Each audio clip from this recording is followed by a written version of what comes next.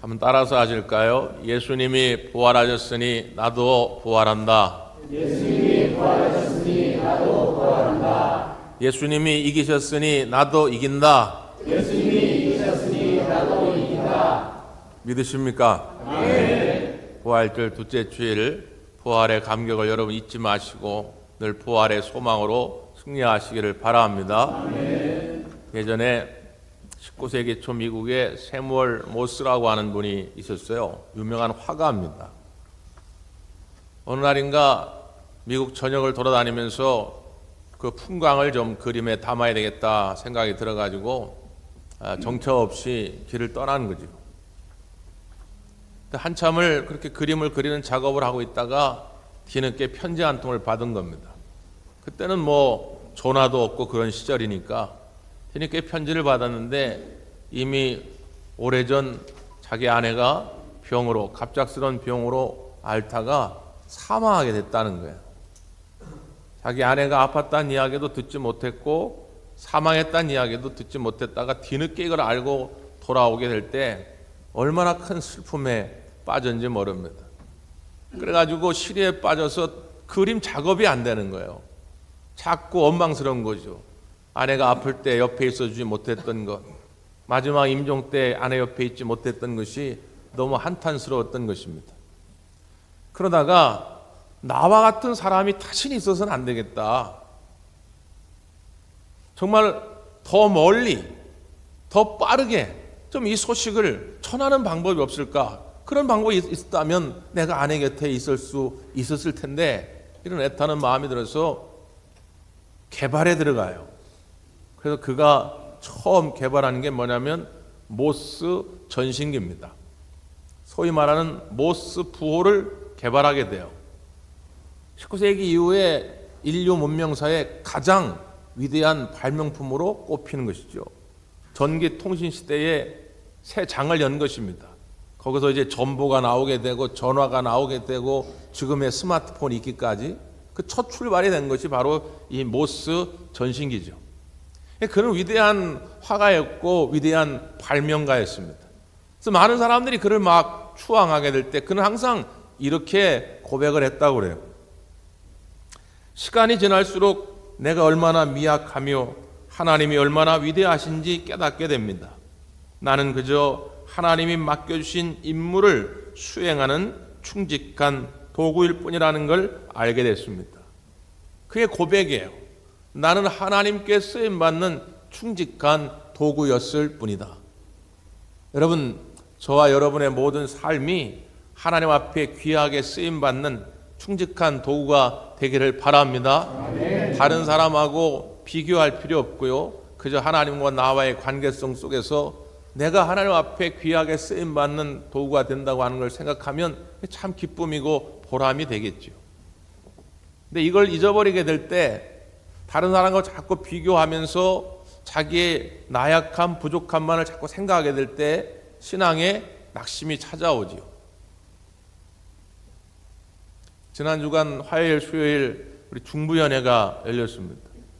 중부연회 참여할 때마다 저는 관심 있게 보는 대목이 있는데 그게 뭐냐면 올해 은퇴하시는 분이 어떤 분인가, 또 별세하신 목사님은 어떤 분인가, 이걸 제가 좀 관심 있게 보거든요, 매년. 그러니까 올해도 중부연회에서 총 37명이 은퇴를 하셨습니다. 그 중에 18분은 건강하게 정년 은퇴하신 거예요. 우리 감리교회 목사는 70세가 정년인데 70세까지 건강하게 목회하시다가 정년 은퇴한 분이 절반이고 나머지 절반 17명은 자원 은퇴를 하셨고 2명은 공상 은퇴입니다. 공상 은퇴는 몸이 불편해서 더 이상 할 수 없는 상황이 벌어졌기 때문에 어쩔 수 없이 은퇴를 하신 거죠. 물론 자원 은퇴한 분들 가운데 본인이 정말 원해서 내가 정말 맡은 바 소임을 다 했기에 또 교회를 위해 또 다른 일을 위해서 내가 자원하겠다 이런 분도 있지만 어떤 경우에는 건강이 허락하지 않기 때문에 또 경제적인 어떤 문제가 있기 때문에 어쩔 수 없이 자원하여 은퇴하는 분도 있다고 하는 것이죠. 그런 분들을 보면 참 마음이 좀 짠한 그런 느낌이 있습니다. 더군다나 올해 16분의 목사님들이 별세를 하셔서 추모식을 했는데 그 별세한 명단을 쭉 보다가 보니까 그 중에 한 분이 저보다도 나이가 어린 아직 50도 되지 않은 40대 목사님이 소천을 하셨어요. 자세한 상황은 알 수 없지만 그 얼마나 안타까운 일입니까? 나름 성공적인 목회를 건강하게 하신 분들은 양력 소개를 보면 거기에 양력수 쫙 나오는데 그게 한 10줄, 뭐 어떤 분은 20줄 이렇게 돼요. 근데 이제 나이 50도 안 돼서 하나님 부름을 받은 이 젊은 목회자 경력을 보니까 딱 2줄이에요, 2줄. 이게 얼마나 안타깝습니까? 왜 이런 일들이 벌어질까? 하나님, 다른 일도 아니고 목회를 하겠다고 하는데 세상 모든 것들 다 내려놓고 일평생 주님을 위해서 충성하겠다고 하는데 좀 건강도 좀 주시고 물질도 좀 팍팍 주시고 말이지. 그래서 마음껏 좀 목회 좀 하게 하시다가 정년 은퇴도 하시고 그리고 나중에 은퇴한 후에도 좀 열심히 또 사시다가 좀 장수하시다가 이렇게 하나님 부르시면 얼마나 좋습니까? 이게 여러분뿐만 아니라 목사들도 그런 생각이 있다 그 말이에요. 왜 우리네 인생이 우리의 뜻대로 우리의 마음 먹은 대로 잘 되지 않을까 답답할 때가 있죠. 그때 하나님께서 저에게 들려주었던 말씀이 오늘의 본문입니다. 이 말씀을 평소에도 잘 알고 있고 제가 개인적으로 참 좋아하는 본문이고 제가 장례식 설교할 때 자주 인용하는 본문인데도 불구하고 그 순간 새롭게 이 하나님의 음성이 들려졌어요. 특별히 5절의 말씀인데요. 5절 한번 다 같이 읽어볼까요? 시작. 주께서 내 원수의 목전에서 내게 상을 차려주시고 기름을 내 머리에 부으셨으니 내 잔이 넘치나이다. 주께서 내 원수의 목전에서 내게 상을 차려주시고 주를 위해서 충성을 다한 우리 목회자들 정년을 다 채웠든 아니면 건강상으로 경제적으로 어떤 이유로 정년을 못 채웠든 아니면 80, 90까지 장수하며 사셨든 아니면 50도 못 채우고 사셨든 주님의 일을 감당한 주의 종들에게 하나님이 상을 차려주시고 착하고 충성된 종아 잘하였도다 하나님이 인정하는 그때가 반드시 올 줄 믿습니다. 그런 마음이 좀 저에게 위로가 돼요.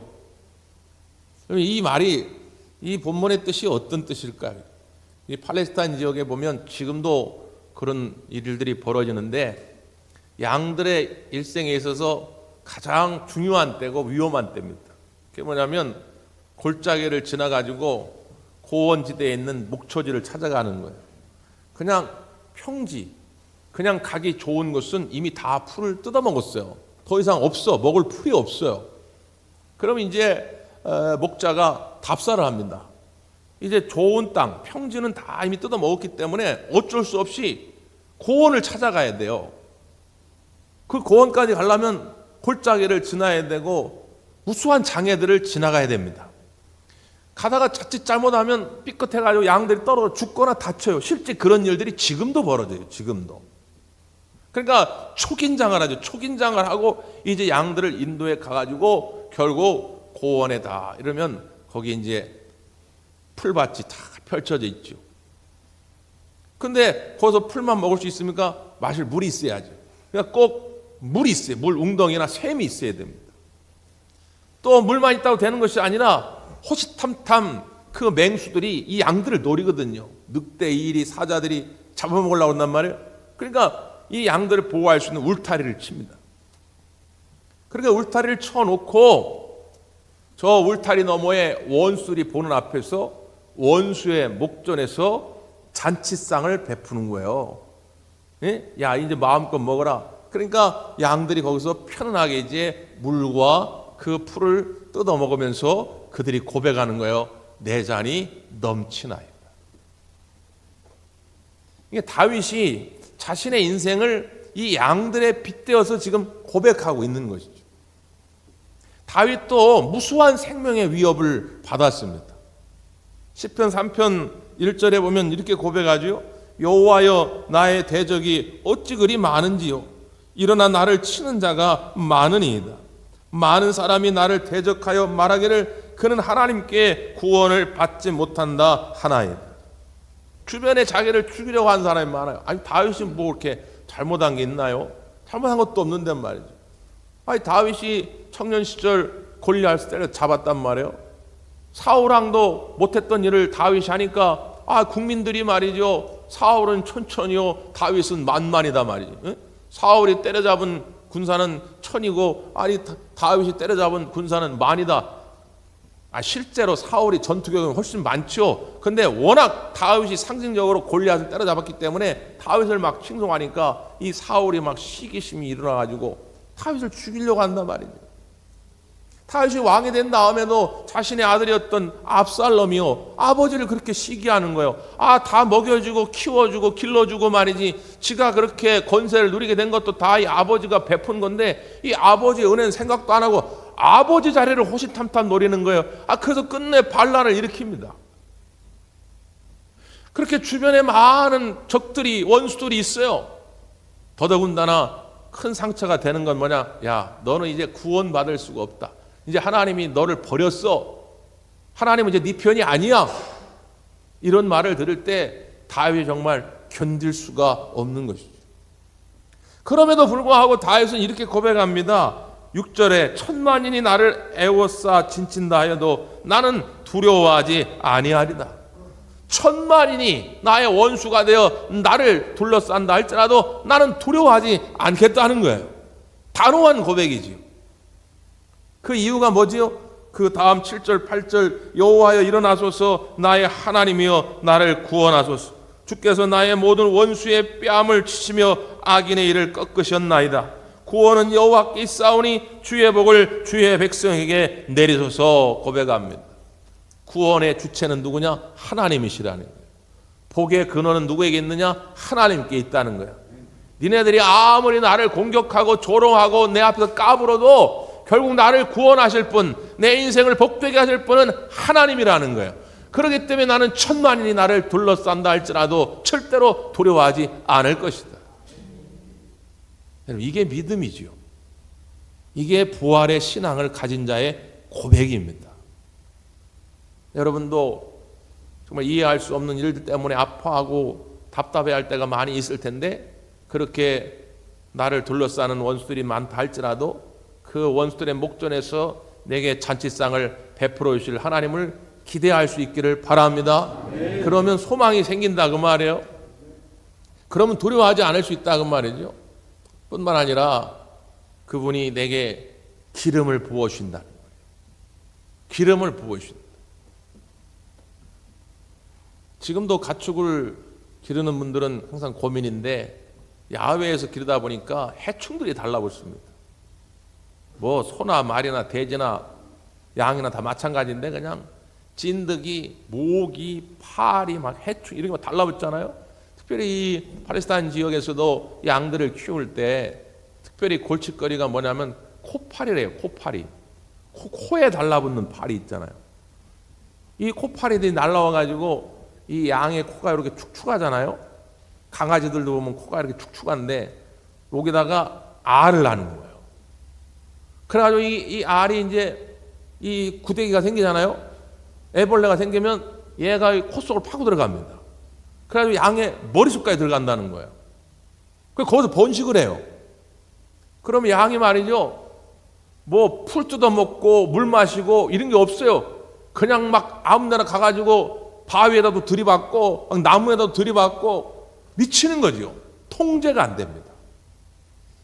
그래서 이 해충들을 방지하기 위해서 여러 향료를 섞은 기름, 올리브 기름을 이 양들의 머리 위에다가 부어줘요. 그래서 해충을 쫓아내고 혹시 진드기 달라붙어 있으면 그걸 치유합니다. 너무 심한 경우에는 아예 기름통을, 큰 통을 갖다 놓고 양을 통째로 그냥 그 기름통에 집어넣었다가 꺼내요.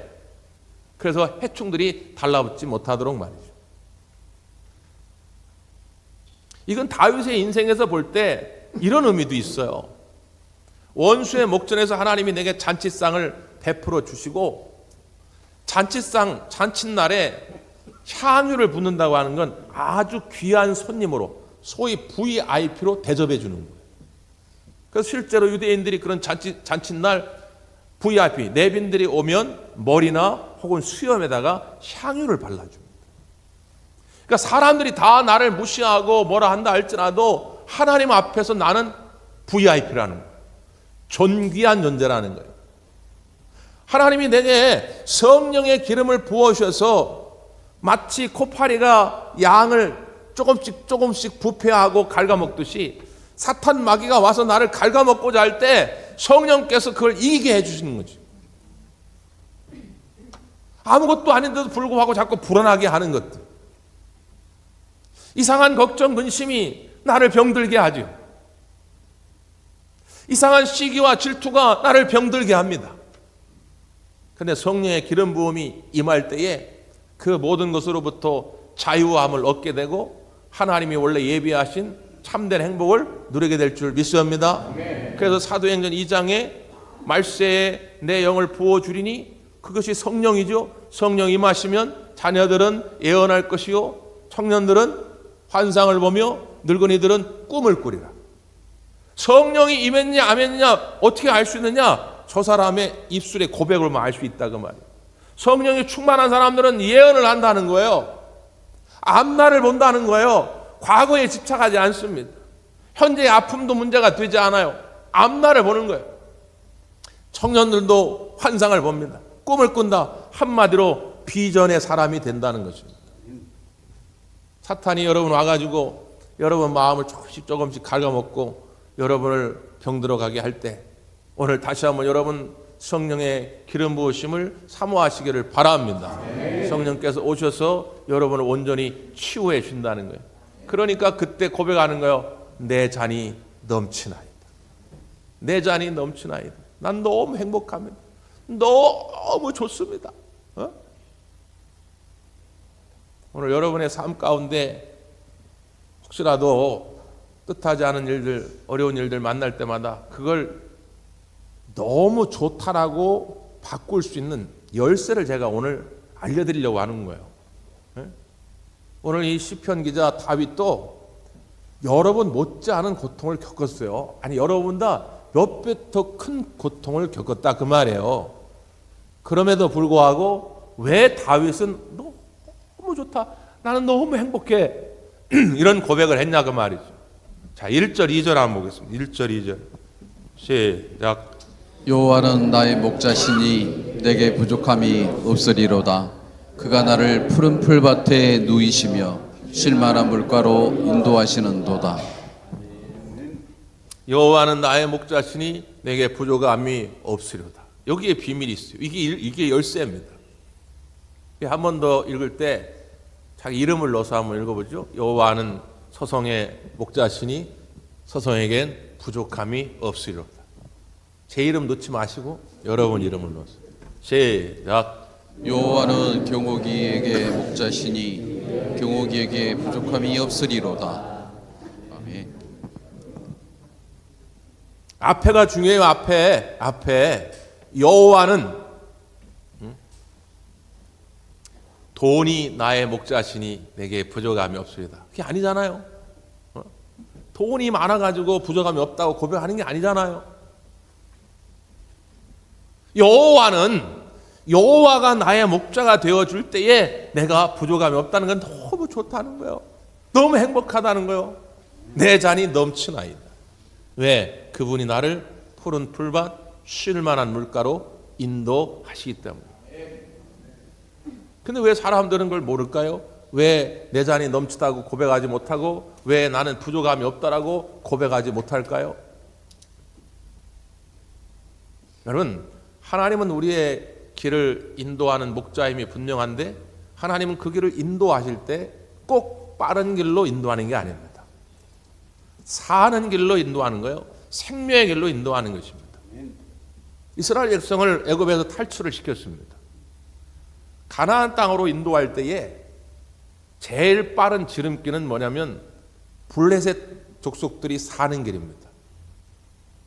그리로 가면 넉넉히 잡아 한 달이면 갑니다. 근데 하나님은 그 길로 인도하지 않으셨습니다. 왜죠? 가서 블레셋 족속들과 자꾸 맞닥뜨리게 되고 거기서 자꾸 전투가 벌어지게 되고 거기서 문제가 생기면 이스라엘 백성들은 야 너무 힘들다. 가나안이고 뭐고 우리 당장 살아야 되니까 다시 애굽으로 돌아가자. 그렇게 뻔하기 때문에 하나님은 그 길은 안 되겠다. 그래서 하나님이 돌리신 거예요. 그게 40년 걸렸습니다. 그러나 우리는 그 길이 하나님의 길이었고 그 길이 생명의 길이라고 믿고 있는 거예요. 여러분, 꼭 빠른 길이 좋은 길이 아닙니다. 지난주에 이호재 목사님이라는 분이 국민일보에 실었던 칼럼인데 제목이 눈에 띄더라고요. 제목이 뭐냐면 축제는 느리다. 축제는 느리다. 제목이 눈에 떠가지고 뭔 내용인가 읽어봤더니 왜 지지난주까지 여의도에서 벚꽃 축제가 열렸잖아요. 이 목사님이 여의도 벚꽃 축제 갔는데 그 벚꽃 축제에 온 수많은 사람들, 특별히 젊은이들의 그 모습이 마치 슬로우 모션처럼 느껴졌다는 거예요. 그러겠죠. 누가 그 벚꽃 축제 그 길을 걸어가는데 100m 달리기 하시 휙 뛰어가는 사람이 누가 있어요?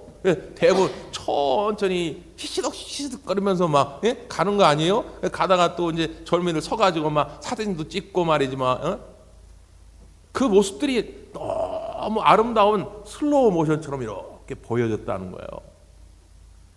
근데 그러다가 잠시 시선을 옆으로 돌렸는데 그 길 바로 옆에가 이제 여의도에 그 소위 말하는 이제 금융회사들도 많고 여러 직장들이 많은데 직장인들이 나오는데 굉장히 빠른 걸음으로 막 가는 거예요. 당연히 그러겠죠. 직장인들은 좀 일해야 되는데 거기 일하는 사람들이 거기서 느긋하게 천천히 갈 수가 없죠. 근데 이 두 그림이 대비가 되더라는 거예요.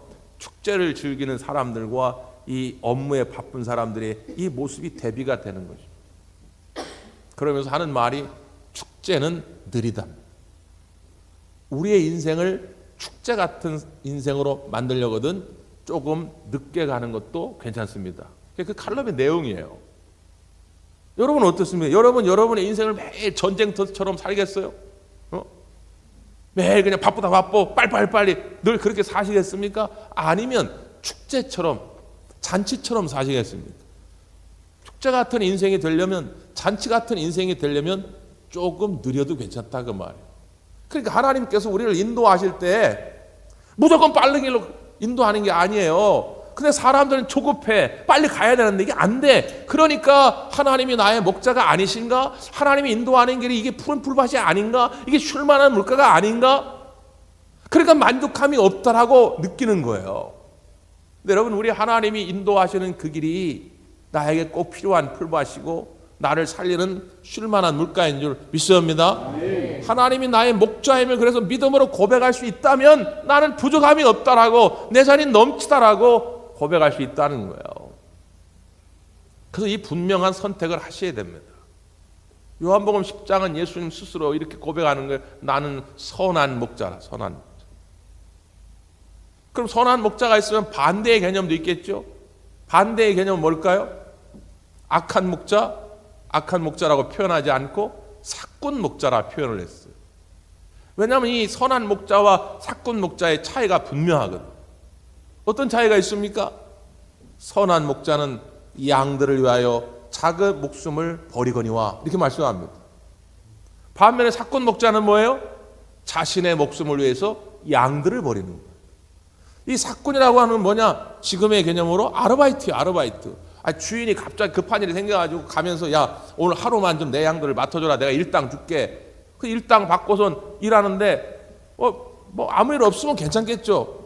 가만히 앉았는데 갑자기 저기서 말이지 늑대 떼들이 달려오는 거예요. 와가지고 이 양들을 잡아먹으려는데 이 양들을 잡아먹기 위해서는 자기를 먼저 해야 돼요. 이 목자를 쳐야 됩니다. 그러니까 자기한테 먼저 달려오는 거예요. 그러니까 일당이고 뭐고 에라 모르겠다 하고 그냥 양들 잡아먹히든 말든 도망치는 거예요. 이게 사꾼 목자입니다. 근데 선한 목자는 뭐냐? 이 양들을 위하여 목숨을 버린다는 거예요. 이 양들을 지키기 위하여 그 이리떼들과 싸운다는 거예요. 우리 예수님은 그 선한 목자시다. 양된 우리들을 위하여 당신의 모든 생명, 당신의 피와 물 모든 것을 다 버리시고 우리를 살리신 줄 믿습니다. 그렇게 선한 목자임을 알고 있다면 그 선한 목자를 믿고 따라가는 거예요. 문제는 뭐냐? 양들이 이렇게 목자를 따라가는데 가다 꼭 좋은 길만 있는 게 아니거든. 응? 처음에 제가 아까 설명했듯이 일반 평지의 풀은 다 뜯어먹으면 이제 조금 거칠은 땅으로 가야 돼요.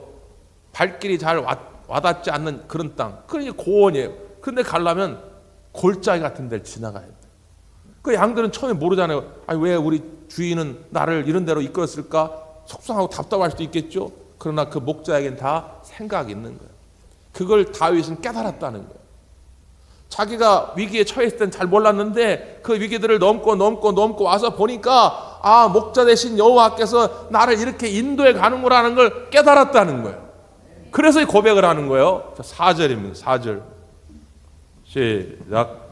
내가 사막의 음침한 골짜기로 다닐지라도 해를 두려워하지 않을 것은 주께서 나와 함께 하심이라. 주의 지팡이와 막대기가 나를 안위하시나이다. 아멘. 내가 사망의 음침한 골짜기로 다닐지라도 해를 두려워하지 않는다. 왜? 목자 되신 주님이 나와 함께 하시기 때문에. 주께서 그 지팡이와 막대기로 나를 지켜주신다는 거예요. 이 확신이 생기니까 나는 이제 사망의 음침한 골짜기도 겁날 게 없다고 하는 것이죠. 그렇다면 이제 여러분 결단하셔야 됩니다. 그 목자 되신 주님만 따르기로 결단하셔야 됩니다. 서울대학에 김원 교수라고 하는 분이 계신데 그분이 쓴 책 가운데 질문의 시간이라는 책이 있어요. 이분은 인문학 교수입니다. 인문학 교수임에도 불구하고 많은 신앙적인 서적도 쓰셨는데 이 질문의 시간은 뭐냐면 사순절 40일 동안에 끊임없이 나에게 질문을 해보는 거예요. 뭘 질문하냐? 좋은 삶을 살려면, 정말 행복한 인생을 살아가려면 어떻게 되느냐? 그건 다름 아닌 예수님의 그 걸어가신 십자가의 길을 묵상하면서 예수님의 생각을 내 생각으로 삼고 예수님의 걸어간 발자취를 내가 함께 걸어갈 때 나는 복 있는 인생이 되고 좋은 삶이 된다는 거예요. 그래 끊임없이 나에게 질문을 해야 된다는 거죠. 근데 사람들은 자꾸 그 예수님의 삶과는 관계없이 나의 정해놓은 어떤 틀, 내가 정해놓은 계획, 이것이 좋은 것인 줄 알고 예수님의 메시지를 자꾸 거기다 끌어당겨다 쓰는 경우들이 많은데 그게 아니라 반대로 그 예수님의 걸어가신 길에 나를 자꾸 맞추고 자꾸 질문을 던져야 한다는 거예요. 특별히 예수님께 처음 공생애를 시작할 때에 선포했던 말씀, 회개하라, 천국이 가까웠느니라 할 때 그 회개하라고 하는 말 대신에 이 교수님은 생각을 바꾸라, 천국이 가까웠느니라 이렇게 강조를 하시더라고요. 그러니까 회개한다고 하는 말이 다른 말로 말하면 생각을 바꾸는 거예요. 누구의 생각으로요? 주님의 생각. 왜? 양은 목자를 따라가야 하는데 양이 끝끝내 그냥 목이 고다가지고 목자가 가자는 대로 안 가고 난 내 멋대로 살 거야. 그러면 푸른 풀밭 갈 수가 없다 그 말이에요. 쉴만한 물가를 만날 수가 없어요. 그냥 사망의 음침한 골짜기에서 그냥 빠져 죽는 거예요. 힘이 들어도 그 목자 대신 예수님을 따라가려면 그 주님의 생각에 내 생각을 맞춰가야 한다 그 말이에요. 그냥 내 생각을 계속 바꿔갈 때 주님의 그 뜻을 따라 살아갈 때 오늘 나의 삶이 복 있는 길이 될 줄 믿습니다. 여러분 다시 한번 여러분의 인생을 점검해 보십시오. 지금 여러분의 생각을 점검해 보십시오. 그래서 오직 목자 되신 주님께 여러분의 생각을 맞춰갈 수 있기를 간절히 바랍니다. 기도하겠습니다.